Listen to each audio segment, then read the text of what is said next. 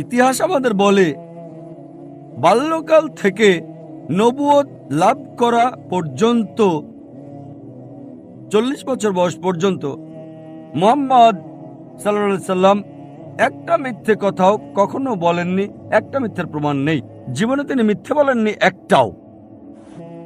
আর নবুয়ত পাওয়ার আগে তিনি পরিচিত ছিলেন সত্যবাদী, সৎ মানুষ আর দানশীল হিসেবে। তাকে বলা হতো আল-আমিন। শত্রুরা, বন্ধুরা সবাই তাকে বলতো সত্যবাদী। অনেক দৃষ্টান্ত আছে,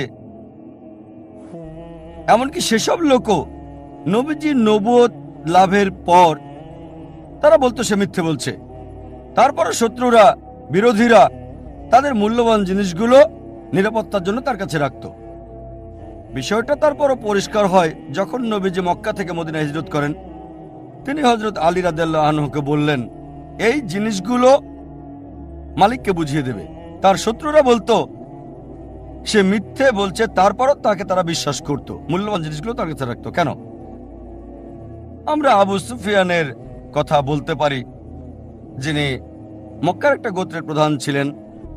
যখন তিনি রাজা হারক্লাউসের কাছে গেলেন, তার সাহায্য চাইলেন, তখন রাজা জিজ্ঞেস করলেন যে তোমার কি মনে হয়, তোমার জানা মতে এই নবী কখনো মিথ্যে বলেছে অথবা কখনো কি সে অবিচার করেছে? আবু সুফিয়ান, সে সময় সে নবীজির শত্রু ছিল, সে উত্তর দিল না। তাহলে কেন এমন সৎ, বিশ্বাসী, দানশীল ব্যক্তি মিথ্যে কথা বলবে? চলুন এবারে প্রাচ্যবিদ আর ইসলামের সমালোচকদের বিভিন্ন অভিযোগগুলো বিশ্লেষণ করে দেখি মুহাম্মদ সাল্লাল্লাহু আলাইহি ওয়াসাল্লামের বিরুদ্ধে। আলোচিত বিষয়গুলো দেখব। ইসলামের সমালোচকদের একটা অভিযোগ হচ্ছে যে নবী মুহাম্মদ মিথ্যে বলেছে যে সে কোরআনের রচয়িতা নয়, আর ঈশ্বরের উপর চাপিয়ে দিয়েছে স্বার্থ হাসিলের জন্য। আমরা জানি অনেক মানুষই তারা নিজেকে নবী দাবি করেছিল, ধর্মপ্রচারক দাবি করেছিল, নিজেকে সাধু দাবি করেছিল বিলাসবহুল জীবনযাপনের জন্য। পৃথিবীতে এমন হাজার হাজার উদাহরণ আছে, এমনকি এখনো। কিন্তু যদি নবীজির জীবনের দিকে তাকাই, তিনি নবুয়ত পাওয়ার আগে বিলাসবহুল জীবনযাপন করেছেন নবুয়তের পরের জীবনের চেয়ে। তিনি বিয়ে করেছিলেন 25 বছর বয়সে একজন ধনী মহিলাকে, যার নাম খাদিজা রাদিয়াল্লাহু আনহা। আর নবুয়ত পাওয়ার পরের জীবনটা ছিল তার খুবই কষ্টের। যদি চাইতেন, নবুয়তের পর তার জীবন আরো বিলাসবহুল হতো, যেমনটা এখনকার নবী আর সাধু দাবিকারীদের ক্ষেত্রে দেখা যায়। এছাড়াও অনেক সহিহ হাদিসে আমরা দেখতে পাই, নববীর হাদিস সহ রিয়াদুস সালেহিন 492 নম্বর হাদিস, যে তার একজন স্ত্রী হযরত আয়েশা রাদিয়াল্লাহু আনহা, তিনি বললেন যে এমনও সময় ছিল যখন চুলায় কোনো আগুন জ্বলতো না 1 মাস বা 2 মাসের জন্য। তার মানে এই 1 মাস বা 2 মাস রান্না করার মতো কিছু ছিল না। আর আমরা কিছু খেজুর এবং পানি খেতাম, মাঝে মাঝে প্রতিবেশীদের দেওয়া দুধ। এরকম অনেক উদাহরণ রয়েছে। এমনকি কোরআনের আয়াতও রয়েছে যে তার জীবনটা খুবই সাধারণ ছিল। সব ক্ষমতা থাকার পরও তিনি নেতা ছিলেন, চাইলে আরবের সবচেয়ে বিলাসবহুল জীবনযাপন তিনি করতে পারতেন। এ কারণে কোনো এক সময় আমাদের নবীজির স্ত্রীগণ তখন প্রতিবাদ করলেন আর বললেন, আমরা এমন জীবনযাপন করব কেন? আমাদের এত বিলাসিতার সুযোগ থাকার পরও। সাথে সাথে আল্লাহ সুবহানাহু ওয়া তাআলা আয়াত নাজিল করলেন, সূরা আহজাব অধ্যায় 33 আয়াত 28 ও 29। বলা হয়েছে, হে নবী, আপনার সাথীদের বলুন, স্ত্রীদের বলুন, যদি তারা চায় এই দুনিয়ার সুখ, চাকচিক্য চায়, আমি তোমাদের মুক্ত করে দেব। তোমরা তা করতে পারো, আমি তোমাদের অনেক সম্পদ দেব। কিন্তু যদি আখিরাতের জীবন চাও, তাহলে সেটা আখিরাতের তোমাদের দেওয়া হবে। তার মানে তার স্ত্রীগণের আপত্তি, কেন এমন সাধারণ জীবন যাপন করব যেখানে করতে পারি উন্নত জীবন যাপন। সাথে সাথে ওহী নাজিল হলো। তারপর স্বাভাবিকভাবে নবীজির স্ত্রীগণ ক্ষমা চাইলেন এবং আখিরাতের জীবনটাকেই প্রাধান্য দিলেন। আমরা আরো দেখতে পাই রিয়াদুস সালেহিনের হাদিস নাম্বার 465 ও 466, হযরত বিলাল রাদিয়াল্লাহু আনহু বললেন যে যখনই নবীজি কোনো উপহার গ্রহণ করতেন, কখনোই নিজের জন্য তিনি রাখতেন না, ভবিষ্যতের জন্য রাখতেন না, গরিবদের মাঝে বিলিয়ে দিতেন। আর এটা উল্লেখ আছে পবিত্র কোরআনে, সূরা বাকারা অধ্যায় 2 আয়াত 79। فويل للذين يكتبون الكتاب بأيديهم ثم يقولون هذا من عند الله ليشتروا به ثمنا قليلا فويل لهم مما كتبت أيديهم وويل لهم مما يكسبون। অভিশাপ তাদের উপর যারা নিজ হাতে কিতাব রচনা করে আর বলে এটা আল্লাহর পক্ষ হতে, ঈশ্বরের পক্ষ হতে, করে অতি নিকৃষ্ট মূল্য লাভের জন্য। অভিসম্পাদ তার জন্য যা তারা লেখে, অভিসম্পাদ তার জন্য যা লাভ করে থাকে। এখন চিন্তা করেন, যদি নবীজি মিথ্যে কথা বলতেন যে এই বই আল্লাহর নিকট হতে না, আসলে তিনি রচনা করতেন, খুবই সম্ভাবনা ছিল একদিন তা প্রকাশ পাবে। দেখা যাবে নিজের বইয়ে নিজেকে অভিশাপ দিচ্ছেন। অভিশাপ তাদের উপর যারা নিজ হাতে কিতাব রচনা করে আর বলে এটা আল্লাহর পক্ষ হতে। যদি তিনি নিজে কোরআন রচনা করতেন আর বলতেন সর্বশক্তিমান ঈশ্বরের পক্ষ হতে, তাহলে কখনোই এমন কথা উল্লেখ করতেন না।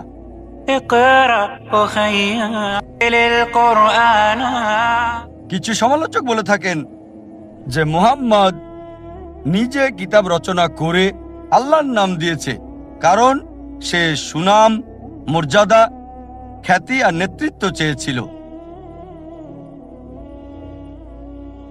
মাইকেল এইচ হার্টের মতে তার বইয়ে লিখেছেন মানব ইতিহাসের সবচেয়ে প্রভাবশালী 100 ব্যক্তির নাম, আর সবার ব্যাপারেই তিনি বিশ্লেষণ করেছেন আদম আলাইহিস সালাম থেকে শুরু করে বর্তমান সময় পর্যন্ত। তিনি নবী মুহাম্মদ সাল্লাল্লাহু আলাইহি সাল্লামকে 1 নম্বরে রেখেছেন মানব ইতিহাসের সবচেয়ে প্রভাবশালী ব্যক্তি হিসেবে। তাই তিনি নেতা হতে চাইলে দাবি করতেন না যে কোরআন ঈশ্বরের পক্ষ থেকে, আসলে যদি তিনি রচনা করতেন। আর মাইকেল এইচ হার্ট কারণ দেখিয়েছেন প্রত্যেকের জন্য কেন 1 নম্বর, 2 নম্বর, 3 নম্বরে দিয়েছেন। আর বায়োগ্রাফির শেষ দিকে তিনি লিখেছেন এটা প্রশ্নাতীত সততা এবং ধর্মীয় প্রভাব যা নবী মুহাম্মদ সাল্লাল্লাহু আলাইহি সাল্লামকে সন্দেহাতীতভাবে 1 নম্বরে নিয়ে এসেছে, যিনি মানব ইতিহাসে সবচেয়ে বেশি প্রভাব বিস্তার করেছিলেন। নবী মুহাম্মদ সাল্লাল্লাহু আলাইহি সাল্লাম যদি চাইতেন খ্যাতি, যশ, ক্ষমতা, নেতৃত্ব, তিনি তা পেতেন।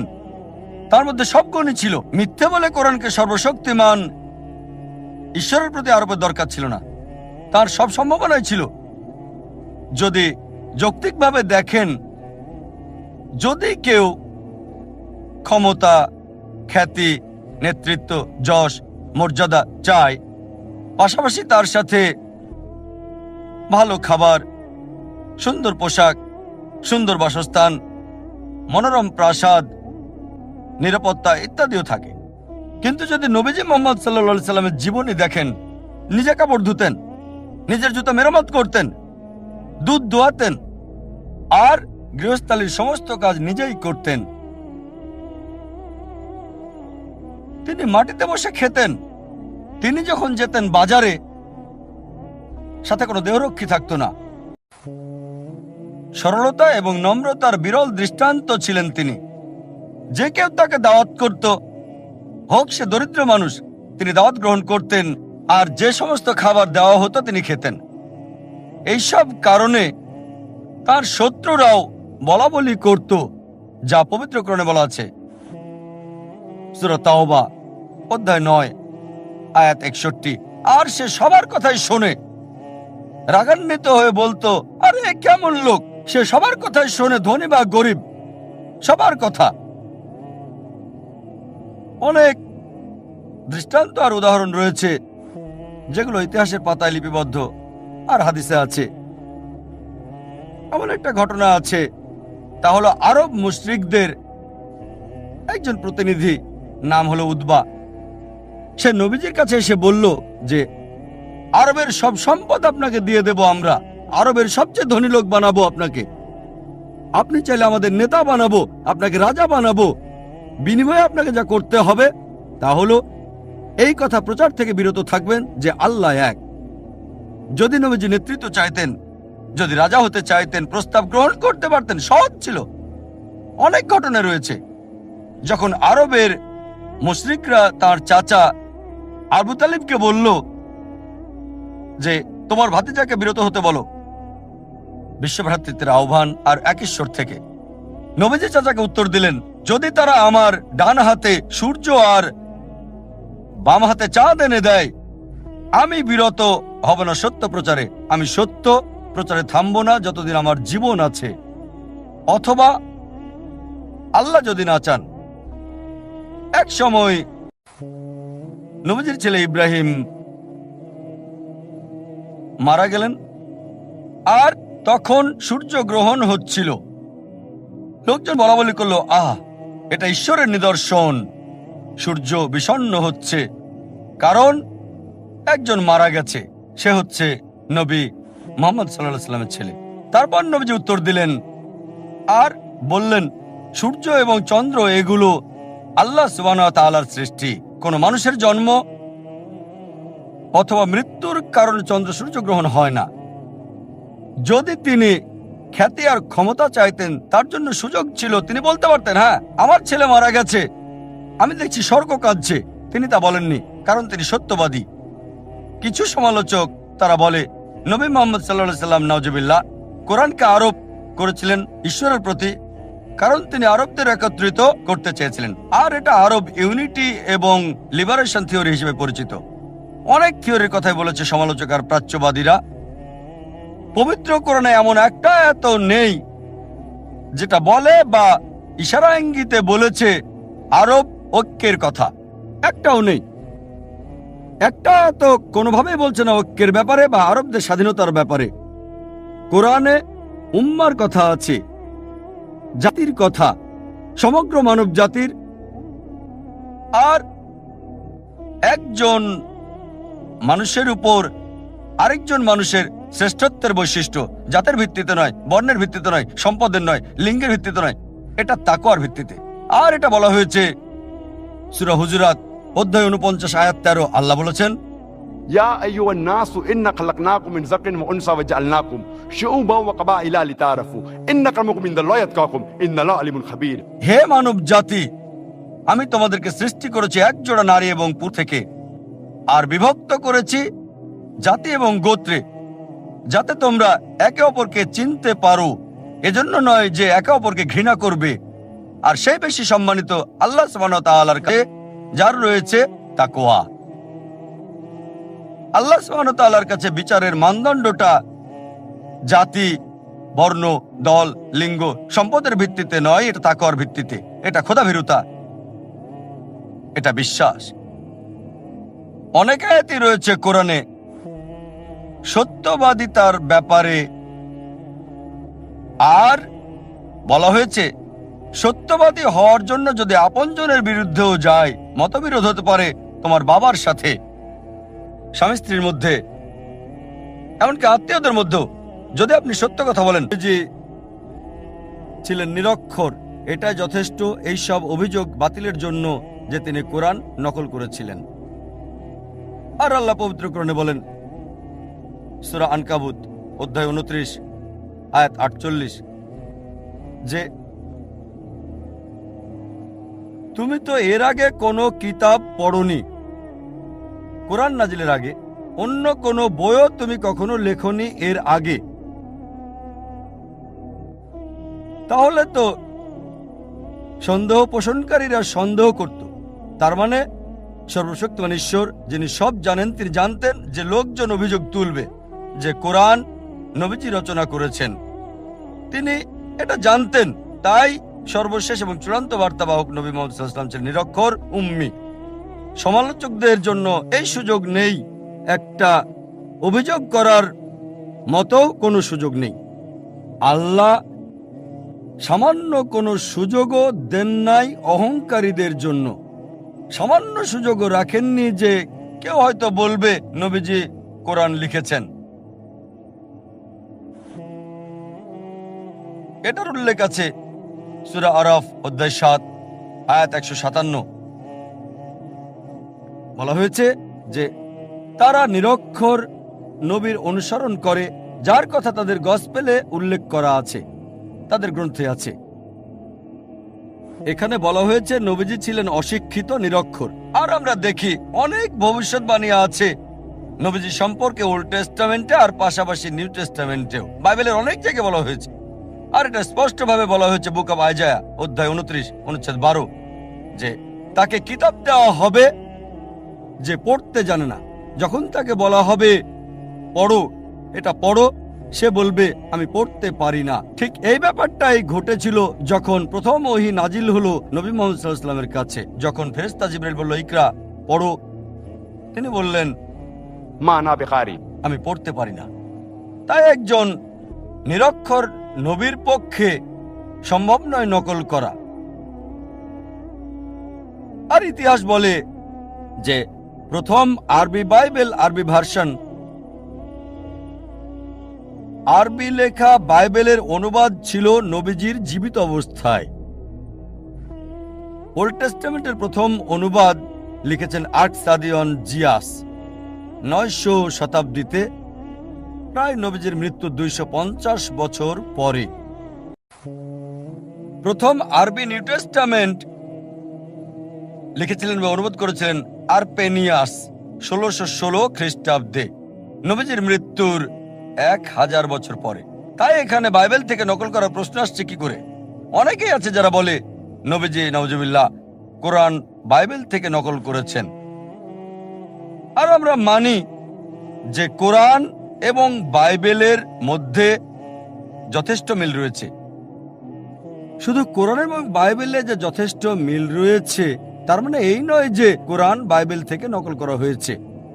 এর সম্ভাব্য কারণ হয়তো দুটোরই উৎস এক।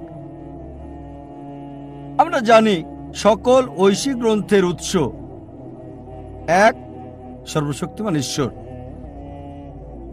ধরেন একজন ছাত্র এ পরীক্ষায় সে বিজ্ঞানের বই থেকে নকল করেছে, স্টুডেন্ট বিও সে একই বই থেকে নকল করেছে। তার মানে এই নয় যে বি নকল করেছে এ কে অথবা এ করেছে বি কে, দুজনে নকল করেছে আসল উৎস বিজ্ঞানের বই থেকে। একইভাবে সব ওহীর উৎস সর্বশক্তিমান ঈশ্বর।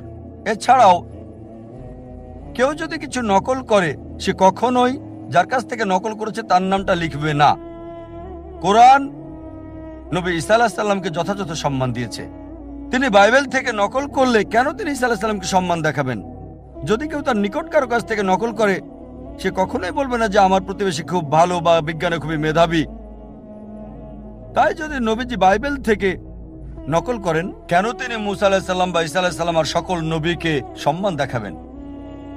যদি তারা বলে যে কোরআন নকল করা হয়েছে বাইবেল থেকে কারণ অনেক ক্ষেত্রে মিল আছে, এখন যদি বলি যিশু বা ঈসা আলাইহিস সালাম নাউজুবিল্লাহ তিনি ওল্ড টেস্টামেন্ট থেকে নকল করেছেন কারণ অনেক মিল রয়েছে ওল্ড টেস্টামেন্ট এবং নিউ টেস্টামেন্টে, আমরা জানি মিল থাকার কারণ দুটোই একই উৎস থেকে এসেছে, মানে এক, সর্বশক্তিমান ঈশ্বর।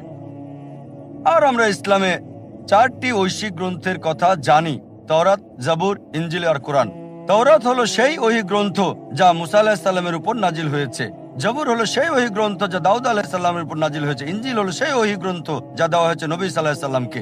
আর পবিত্র কোরআন হলো সর্বশেষ এবং চূড়ান্ত বার্তা যা দেওয়া হয়েছে সর্বশেষ বার্তাবাহক নবী মুহাম্মদ সাল্লাল্লাহু আলাইহি সাল্লামকে। যদিও সব ঐশী বাণী সবগুলো গ্রন্থ এসেছে কোরআনের আগে, সেগুলোর আসল রূপে নেই, বদলে গেছে, পরিবর্তন হয়ে গেছে, বদলানো হয়েছে। তারপরও ওই সব গ্রন্থের কিছু অংশ আসল রূপে রয়েছে। তাই যদি যাচাই করে দেখতে চান কোনটা সঠিক আর কোনটা ভুল, ফুরকান দিয়ে করতে হবে। সেটা হচ্ছে পবিত্র কোরআন। যদি কোরআনের সাথে মিলে যায় আমাদের কোনো সমস্যা নেই সেটাকে ঈশ্বরের বাণী বলে মেনে নিতে। অনেক মানুষই আছে যারা হয়তো জানে না বা জ্ঞান নেই কোরআন এবং বাইবেলের। তাহলে কিভাবে আমরা আলাদা করব কোনটা সঠিক বা কে কাকে নকল করছে? ভালো উপায় হচ্ছে বিজ্ঞানের পরীক্ষা। যদি আমরা এই দুটো গ্রন্থকে বিজ্ঞান দিয়ে পরীক্ষা করি, আসল পার্থক্য আলাদা করতে পারবো। যখন আধ্যাত্মিকভাবে চিন্তা করি আমরা জানি যে কোরআন এবং বাইবেল হচ্ছে এক, কিন্তু যদি গবেষণা করে দেখি বা বিশ্লেষণ করলে দেখি অনেক পার্থক্য দুটোর মধ্যে আছে।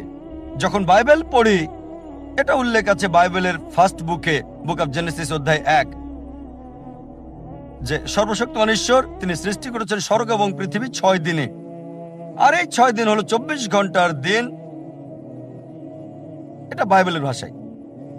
কোরআন ও বিশ্ব সৃষ্টির ব্যাপারে বলা হয়েছে সর্বশক্তিমান ঈশ্বর স্বর্গ এবং পৃথিবী সৃষ্টি করেছেন 6টা আইয়ামে। আইয়াম হচ্ছে ইয়ামের বহু বচন। ইয়ামের একটা অর্থ হচ্ছে 24 ঘন্টার দিন, তবে আরেকটা আরবি অর্থ একটা দীর্ঘ সময়, যুগ। এখন বিজ্ঞানীরা বলে যে এই বিশ্ব সৃষ্টি করা হয়েছে বিলিয়ন বিলিয়ন বছরে, তাই যদি বলা হয় 24 ঘন্টা 6 দিনে, সেটা ভুল। তবে কোরআনের ব্যাপারে বিজ্ঞানীদের কোনো আপত্তি নেই। যখন কোরআন বলছে স্বর্গ এবং পৃথিবী সৃষ্টি করা হয়েছে 6 আয়ামে, মানে 6টা দীর্ঘ সময়ে, 24 ঘন্টার দিনে নির্দিষ্ট করা ছাড়া। আবার বাইবেলে বলা হয়েছে ফার্স্ট বুকে, বুক অফ জেনেসিস অধ্যায় 1 অনুচ্ছেদ 3 থেকে 5, যে সর্বশক্তিমান ঈশ্বর সৃষ্টি করেছেন দিন এবং রাত প্রথম দিনে, আলো সৃষ্টি করেছেন প্রথম দিনে। আবার জেনেসিস বলছে অধ্যায় 1 অনুচ্ছেদ 14 থেকে 19, আলোর উৎস মানে তারা এবং সূর্যকে সৃষ্টি করা হয়েছে চতুর্থ দিনে। চিন্তা করেন, আলো সৃষ্টি করা হয়েছে প্রথম দিনে আর উৎস সৃষ্টি হয়েছে চতুর্থ দিনে। সূর্য এবং চন্দ্র সৃষ্টি হয়েছে চতুর্থ দিনে, আর সূর্য এবং তারার আলো সৃষ্টি হয়েছে প্রথম দিনে। এটা অযৌক্তিক। কিভাবে সূর্যের আগে আলো আসা সম্ভব? কোরআন স্বর্গ এবং পৃথিবী সৃষ্টির ব্যাপারে বলে, তবে সেটা অযৌক্তিক, কোনো কিছু বলে না। আবার বলা হয়েছে বাইবেলের প্রথম বুকে, বুক অফ জেনেসিস অধ্যায় 1 অনুচ্ছেদ 9 থেকে 13, বলছে পৃথিবী সৃষ্টি করা হয়েছে তৃতীয় দিনে। আর জেনেসিস অধ্যায় 1 অনুচ্ছেদ 14 থেকে 19 বলছে সূর্য এবং চন্দ্র সৃষ্টি হয়েছে চতুর্থ দিনে। বিজ্ঞান আমাদের বলছে যে পৃথিবী এবং চাঁদ প্রথমটার অংশ, মানে সূর্যের অংশ। তাই যদি বলা হয় পৃথিবী সৃষ্টি করা হয়েছে মূল সৃষ্টি সূর্যের আগে, এটা অবৈজ্ঞানিক। কোরআন সৃষ্টির ব্যাপারে বলছে সূর্য, চাঁদ আর পৃথিবীর, তবে কোরআন বলছে ধারাবাহিক সৃষ্টির কথা। চিন্তা করেন, নবীজি মুহাম্মদ সাল্লাল্লাহু আলাইহি ওয়াসাল্লাম নকল করেছিলেন বাইবেল থেকে আর ধারাবাহিকতা বদলে ফেলেছেন। তিনি বলেন না, দুটো একসাথে সৃষ্টি। বাইবেল আবার বলছে বুক অফ জেনেসিস অধ্যায় 1 অনুচ্ছেদ 9 থেকে 13, যে সর্বশক্তিমান ঈশ্বর শাকসবজি আর গাছপালা সৃষ্টি করেছেন তৃতীয় দিনে। আবার জেনেসিস অধ্যায় 1 অনুচ্ছেদ 14 থেকে 19, সূর্য সৃষ্টি করলেন চতুর্থ দিন। বিজ্ঞান বলছে এটা কখনোই সম্ভব নয় যে সূর্যের আলো ছাড়া গাছপালা হওয়া। এটা সম্পূর্ণ অবৈজ্ঞানিক। আবার বাইবেল বলছে জেনেসিস অধ্যায় 1 অনুচ্ছেদ 16, যে সর্বশক্তিমান ঈশ্বর দুটো বড় আলো সৃষ্টি করেছেন। বড়টা হলো সূর্য দিনে আলো দেওয়ার জন্য, আর ছোটটা হচ্ছে চাঁদ রাতের বেলা আলো দেওয়ার জন্য। দেখেন, বাইবেল বলছে সূর্যের আলো আর চাঁদের আলো তাদের নিজস্ব। বাইবেল বলছে চাঁদের নিজস্ব আলো আছে। কোরআন বলছে সূরা ফুরকান অধ্যায় 25 আয়াত 61-তে চাঁদের আলো তার নিজস্ব আলো নয়, প্রতিফলিত আলো।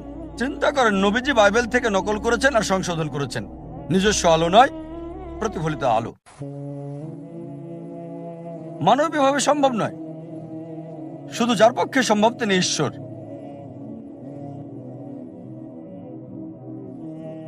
এমন অনেক বিষয় আছে যার উপর একটা লেকচার দেওয়া যাবে। আমার একটা বিতর্ক হয়েছিল ডাক্তার উইলিয়াম ক্যাম্বেলের সাথে। বিষয়টা ছিল কোরআন এবং বাইবেল বিজ্ঞানের আলোকে। আর সেখানে বলেছি বাইবেলের অবৈজ্ঞানিক বিষয়গুলোর কথা অবৈজ্ঞানিক বিষয় উল্লেখ আছে বাইবেলে, যেগুলো কোরআনের মধ্যে নেই। যেমন ধরেন, বাইবেল অনুযায়ী আদম আলাইহিসসালাম পৃথিবীতে ৫৮,০০০ বছর আগে। বিজ্ঞান আমাদের বলে মানুষের অস্তিত্ব এসেছে লক্ষ লক্ষ বছর আগে। কোরআন আদম আলাইহিসসালাম সম্পর্কে বলে, তবে নির্দিষ্ট কোনো তারিখ নাই। বাইবেল বলছে জেনেসিস অধ্যায় ৬-৭ আর ৮-এ নূহ আলাইহিসসালাম এবং বন্যা সম্পর্কে বলা হয়েছে পুরো পৃথিবী পানির নিচে ছিল নূহের সময়ে। সেটা আনুমানিক ২১-২২ শতাব্দী বিসি। কোরআন নূহ আলাইহিসসালাম সম্পর্কে বলছে, তবে নির্দিষ্ট তারিখ দেয়নি। এমনকি বন্যা সম্পর্কেও বলছে, তবে বলা হয়েছে নির্দিষ্ট এলাকার বন্যার কথা শুধু প্লাবিত করেছিল উম্মাকে, মুসা আলাইহিস সালামের অনুসারীদের, পুরো পৃথিবীকে নয়। এখন পুরাতত্ত্বের চিহ্ন আমাদের বলছে মিশরের ১১ রাজা এবং ব্যাবিলনের ৩য় রাজা শাসন ক্ষমতায় ছিলেন একটানা ২১ এবং ২২ খ্রিস্টপূর্ব পর্যন্ত। তাই পুরাণিক তত্ত্ব বলছে যে বাইবেলে যা বলা হয়েছে তা সম্পূর্ণ ভুল। এমন অনেক উদাহরণ আছে, শতটা বলতে পারেন, সব বলার সময় নেই। সুতরাং অবশ্যই এই কোরআন বাইবেল থেকে নকলও করা হয়নি, কোনো মানুষ রচনা করেনি। যা কোরআনে বলা হয়েছে সূরা সাজদা অধ্যায় ৩২ আয়াত ১-২, বলা হয়েছে তারা বলে সে তা রচনা করেছে। না, এটা তাদের প্রভুর নিকট থেকে সত্য, যাতে সে মানুষকে উপদেশ দিতে পারে যাদের কাছে আগে কোনো সতর্ককারী আসেনি। তাই আমরা সন্দেহাতীতভাবে বলতে পারি নবী মুহাম্মদ সাল্লাল্লাহু আলাইহি ওয়াসাল্লাম এই কোরআন রচনাও করেননি, তিনি নকল উৎস থেকে শিখেও আসেননি। এছাড়াও আমরা জানি পবিত্র কোরআন অন্যান্য ধর্মগ্রন্থের মতো না, বা অন্যান্য গল্পের বইয়ের মতো না যেগুলো মানুষে লিখেছে, যেগুলো নির্দিষ্ট শুরু রয়েছে। কোনো এক সময় শেয়াল আর আঙ্গুর, কোনো সময় নেকড়ে আর খরগোশ। যেমন বাইবেল বলছে শুরুতে ছিলেন ঈশ্বর। শুরুতে শব্দটা ছিল টিপিক্যাল। প্রত্যেক গল্পের বইয়ের ধারাবাহিকতা আছে। ধারাবাহিকতা দেখবেন শুরু এবং শেষ, একটা ক্রম ও ধারা। কিন্তু কোরআন একক। প্রথম নাজিল হওয়া কোরআনের আয়াত ইকরা, প্রথম অধ্যায় নয়, অধ্যায় ১ না, এটা অধ্যায় ৯৬ সূরা ইকরা সূরা আলাক আয়াত ১। এর কোনো ধারাবাহিকতা নেই। এটা আদম আলাইহিস সালামকে দিয়ে শুরু হয় নাই। আর এভাবে ধারাবাহিকভাবে নূহ আলাইহিস সালাম, মুসা আলাইহিস সালাম, তারপর ঈসা আলাইহিস সালাম, তারপর মুহাম্মদ সাল্লাল্লাহু আলাইহি সাল্লাম না। এটার একক বৈশিষ্ট্য আছে। এটা মানুষের মন অনুযায়ী কাজ করে নাই, কারণ এর রচনাকারী কোনো মানুষ নয়। এছাড়াও অনেক অজ্ঞাত বিষয় কোরআনে রয়ে গেছে। এর সাথে সাথে এটা বলা হয়েছে যে তোমরা তা জানতে না। যেমন ধরেন পবিত্র কোরআন সূরা হুদ অধ্যায় ১১ আয়াত ৪৯ বলা হয়েছে যে তুমি আগে তা জানতে না, তোমার সাথের লোকেরাও জানতো না। একটা তথ্য দিচ্ছে আর বলছে, হে নবী, তুমি জানতে না, তোমার সাথের লোকজনও জানতো না। এটা বলা হয়েছে সূরা ইউসুফ অধ্যায় ৫ আয়াত ৮২, যে বিশ্বাসীদের জন্য তাদের আপনজন হচ্ছে ওই সমস্ত লোক যারা বলে আমরা খ্রিস্টান, আর ঘোর শত্রু হলো ওই সকল লোক যারা বলে আমরা ইহুদি আর মূর্তি পূজারী। কোরআন বলছে বিশ্বাসীদের ঘোর শত্রু হচ্ছে ইহুদি আর মূর্তি পূজারীরা, আর বিশ্বাসীদের কাছে লোক যারা বলে আমরা খ্রিস্টান। সামগ্রিকভাবে কোরআন সামগ্রিকভাবে কথা বলছে। অনেক ইহুদি আছে যারা ইসলাম গ্রহণ করেছে, হয়তো অল্প কিছু ইহুদি যারা খ্রিস্টানের চেয়ে ভালো, তবে সামগ্রিকভাবে কোরআন বলছে ইহুদিরা হচ্ছে মুসলিমদের শত্রু সামগ্রিকভাবে, আর খ্রিস্টানরা কাছাকাছি। একমাত্র বিষয় কোরআনকে ভুল প্রমাণ করার জন্য পৃথিবীর সব ইহুদিরা একত্রিত হয়ে যদি বলতে পারে ঠিক আছে চলো আমরা মুসলিমদের প্রতি ভালো হয়ে যাই, কয়েক বছরের জন্য খ্রিস্টানদের চেয়ে ভালো হবে, কোরআন ভুল প্রমাণিত হবে। খুব সহজ, পৃথিবীর সব ইহুদিরা একত্রিত হয়ে যাক ৩-৪ বছরের জন্য, আর মুসলিমদের বন্ধু হয়ে যাক, তাহলে বলতে পারবে কোরআনের এই আয়াত সূরা মাইদা অধ্যায় ৫ আয়াত ৮২ ভুল।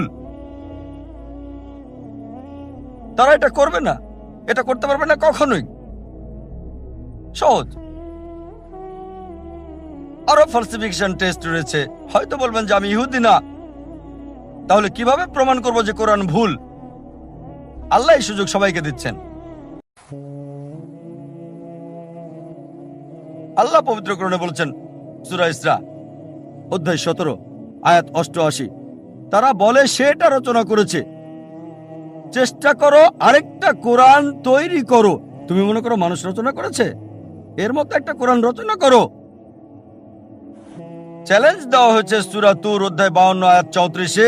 আল্লাহ তাআলা চ্যালেঞ্জ করেছেন যে এর মতো একটা কোরআন রচনা করো, কখনোই তোমরা তা করতে পারবে না। এমনকি যদি সব জিন এবং মানুষ জাতি একত্রিত হয়, তারা কোরআনের মতো আরেকটা রচনা করতে পারবে না আল্লাহর সাহায্য ছাড়া।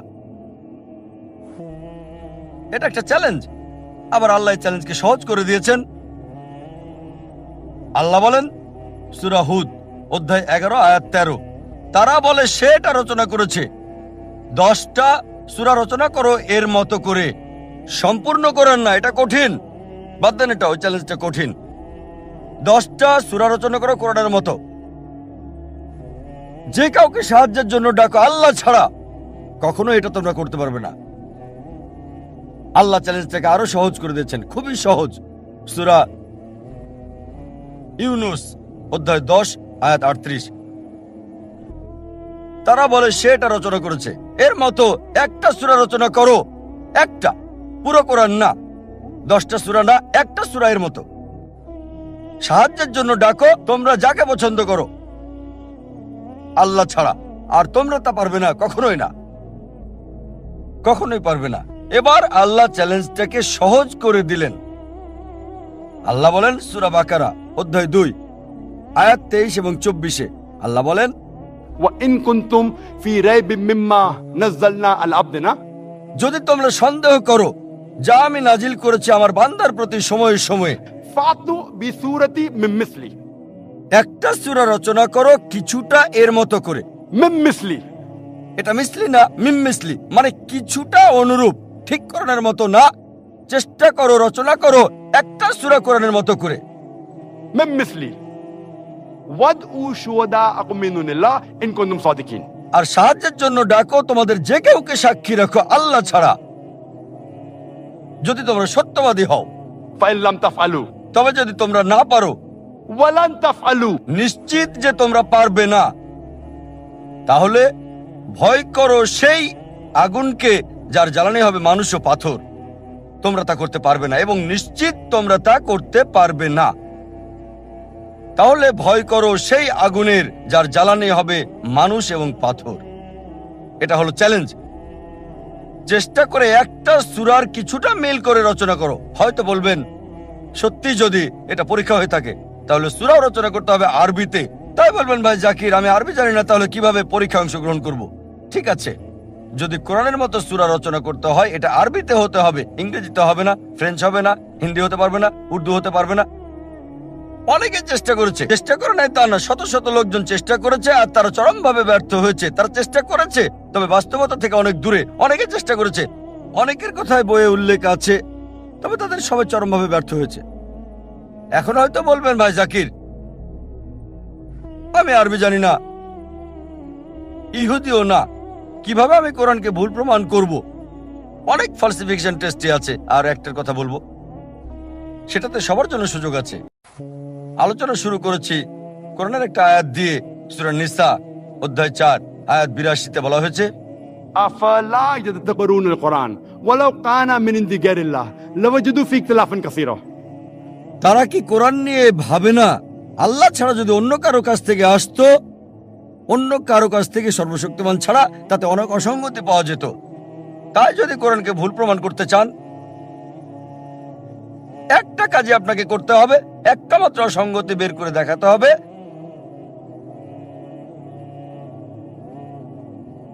কেউ যদি কোরআনের একটা ভুল বের করতে পারে কোরআন ভুল প্রমাণিত হবে।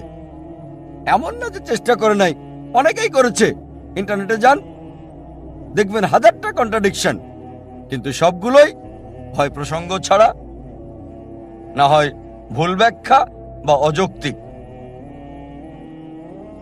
তাই এটাকে বলা হয় ফলসিফিকেশন টেস্ট। কোরআন বলে দিয়েছে কিভাবে এটাকে ভুল প্রমাণ করব। যদি ভাবেন আল্লাহর পক্ষ হতে না ভুল প্রমাণ করতে চান, চেষ্টা করেন, একটা অসঙ্গতি বের করেন, ভুল প্রমাণিত হবে।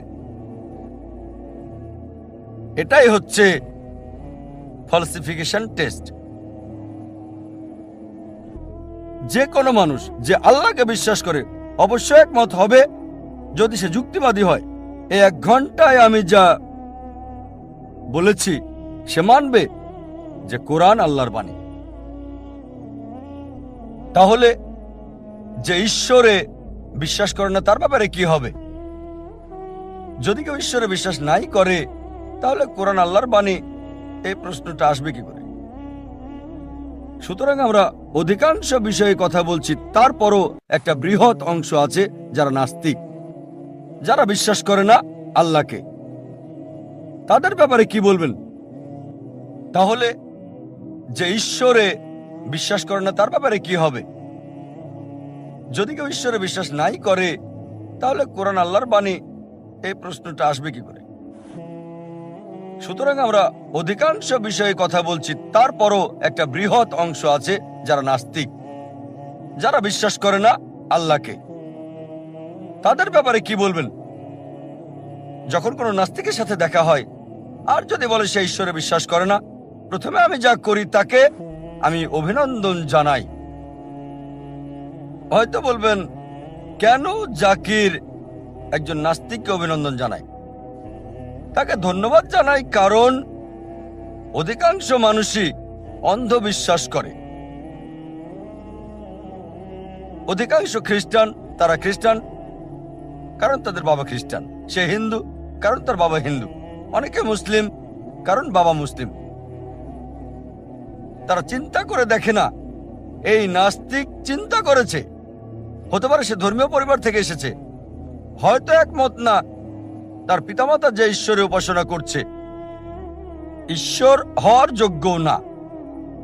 এজন্য আমি ধন্যবাদ জানাই একজন নাস্তিককে, কারণ সে ইসলামিক শাহাদার প্রথম অংশ স্বীকার করেছে, সেটা লা ইলাহা, কোনো ইলাহ নাই। আমাকে যেটা করতে হবে তার সামনে প্রমাণ করতে হবে ইল্লাল্লাহ, আল্লাহ ছাড়া, যা আমি করবো ইনশাল্লাহ। অন্য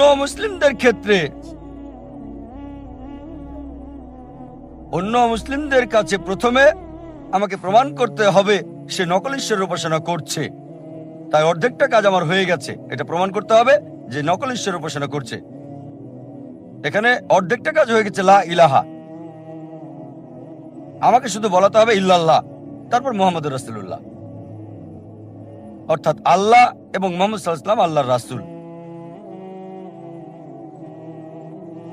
এই নাস্তিক ঈশ্বরকে প্রত্যাখ্যান করছে কারণ ঈশ্বর সম্পর্কে তার ভুল ধারণা আছে। এখন কেউ যদি বলে আমি ঈশ্বরে বিশ্বাস করি না, প্রথমে তাকে বলবো ঈশ্বরের সংজ্ঞাটা কি। কেউ কোনো কিছু প্রত্যাখ্যান করলে সেটা সম্পর্কে জানতে হবে। যেমন ধরেন, যদি বলি এটা একটা কলম, আপনি যদি বলেন এটা কলম না, তাহলে কলমের সংজ্ঞা জানতে হবে। যদি কলমের সংজ্ঞাটা না জানেন বলতে পারবেন না এটা কলম না। এখন পরিষ্কার? আমার সাথে একমত কি না? আমি যদি বলি এটা কলম, আপনি যদি বলেন কলম না, তাহলে আপনাকে কলমের সংজ্ঞাটা জানতে হবে, অন্যথায় এটা কলম না এটা বলা অযৌক্তিক। একজন চালাক লোক বলল, না ভাই জাকির, আমি ওই বিষয়টা জানি, যদিও আমি কলমের সংজ্ঞা জানি না, আমি বলতে পারি এটা কলম না, আমি জানি এটা বই। তাহলে কেন কলমের সংজ্ঞা জানতে হবে? আমি বলি ঠিক আছে, আপনি কি বইটা সম্পর্কে জানেন? বললো হ্যাঁ। আমি বলি এটা একটা কিতাব। সে বলল এটা কিতাব না। সে বইয়ের সংজ্ঞা জানে, কিতাবের সংজ্ঞাটা জানে না।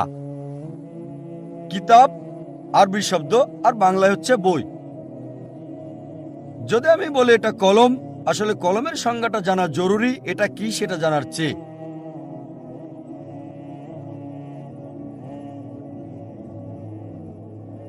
একইভাবে যদি কেউ বলে কোনো ঈশ্বর নেই, প্রথমে তাকে বলবো ঈশ্বরের সংজ্ঞাটা কি। তারা সংজ্ঞা দেয় যা দেখে তার ভিত্তিতে ঈশ্বর মিথ্যে কথা বলে, ঈশ্বরকে পরাজিত করা যায়, ঈশ্বরকে হত্যা করা যায়। তাই যখন ঈশ্বরের এই গল্পগুলো মিথ্যা, ঈশ্বরকে পরাজিত করা যায়, ঈশ্বরকে হত্যা করা যায়, ঈশ্বর মরতে পারে, ঈশ্বরের খাবার প্রয়োজন হয়, তখন ঈশ্বরকে প্রত্যাখ্যান করে। এই প্রত্যাখ্যান করে কারা? তারা মিথ্যা ঈশ্বরকে প্রত্যাখ্যান করছে, লা ইলাহা। একইভাবে কেউ যদি বিশ্বাস করে ইসলাম হলো সন্ত্রাসবাদের ধর্ম, ইসলাম হলো নিষ্ঠুর ধর্ম, ইসলাম অবৈজ্ঞানিক ধর্ম, ইসলাম এমন একটা ধর্ম যা নারীকে অধিকার দেয় না, আর সে ইসলামকে প্রত্যাখ্যান করছে, তাহলে তো আমিও প্রত্যাখ্যান করবো এমন ইসলাম। কারণ আমি জানি ইসলাম একটা দয়ার ধর্ম, ইসলাম বৈজ্ঞানিক ধর্ম, ইসলাম মানবাধিকার দেয়, ইসলাম নারীর অধিকার দেয়। আমি কি করব? আমি বলবো তুমি যে ইসলাম দেখেছো তা প্রত্যাখ্যান করাই উচিত, তবে আসল ইসলাম হচ্ছে, আমি তার সামনে সত্য ইসলাম তুলে ধরবো। একইভাবে যখন এই লোকগুলো মিথ্যা ঈশ্বরকে প্রত্যাখ্যান করছে, তখন তাদের সামনে আমাদেরকে তুলে ধরতে হবে সত্য ঈশ্বরের ধারণা আর সর্বশক্তিমান আল্লাহ সুবহানাহু ওয়া তাআলার সংজ্ঞা কোরআনে দেওয়া হয়েছে। এটা সূরা ইখলাস অধ্যায় 112 আয়াত 1 থেকে 4 বলা হয়েছে, কুল হুয়াল্লাহু আহাদ, বলো তিনি আল্লাহ এক, অদ্বিতীয়। আল্লাহুস সামাদ, আল্লাহ স্বয়ংসম্পূর্ণ এবং চিরস্থায়ী। লাম ইয়ালিদ ওয়া লাম ইউলাদ, তিনি কাউকে জন্ম দেননি, কখনো জন্ম নেননি, ওয়া লাম ইয়াকুল লাহু কুফুয়ান আহাদ, এবং কোনো কিছুই তার মতো না। এটা হলো 4 লাইনের সংজ্ঞা আল্লাহ সুবহানাহু ওয়া তাআলার। কেউ যদি বলে যে এই লোক ঈশ্বর, যদি ওই ব্যক্তি 4 লাইনের সংজ্ঞার সাথে মিলে যায়, আমাদের মুসলিমদের কোনো আপত্তি থাকবে না তাকে ঈশ্বর হিসেবে মানতে। প্রথম হচ্ছে কুল হুয়াল্লাহু আহাদ, বলো তিনি আল্লাহ এক, অদ্বিতীয়। দ্বিতীয় হচ্ছে আল্লাহুস সামাদ, আল্লাহ স্বয়ংসম্পূর্ণ চিরস্থায়ী, লাম ইয়ালিদ ওয়া লাম ইউলাদ, তিনি কাউকে জন্ম দেননি, কখনো জন্ম ওয়া লাম নেননি, ইয়াকুল লাহু কুফুয়ান আহাদ। কোনো কিছুই তার মতো না। অনেকেই আছে যারা বলে যে রজনীশ সর্বশক্তিমান ঈশ্বর। চলুন ভগবান রজনীশকে সূরা ইখলাস দিয়ে পরীক্ষা করি।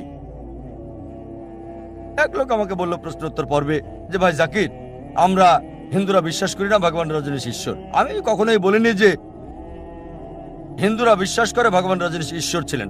আমি হিন্দু ধর্মগ্রন্থ পড়েছি, তাদের গ্রন্থে কোথাও বলেনি ভগবান রজনীশ ঈশ্বর। আমি বলেছি কি